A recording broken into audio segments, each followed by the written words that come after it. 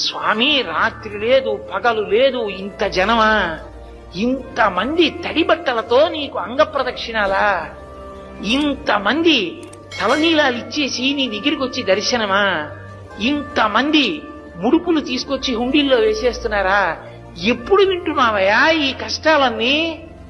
కళ్ళందుకే ఇలా నామాలు పెట్టేసుకుని నిద్రాముద్రాం నిఖిల జగతి రక్షణే జాగరూకం అని దక్షిణాయనంలో పడుకున్నవాడు ఆంతరంగంలోకి చూసినట్టు వచ్చే వాళ్ళ మనస్సులు చూస్తాడు.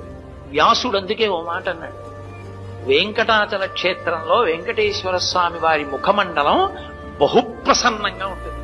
ఒక్కొక్క రోజున ఎంతో సంతోషంగా ఉంటుంది. అర్థం ఏమిటో తెలుసా? కొండ మీదకి ఎవరో ధార్మికులు వచ్చారని గుర్తు.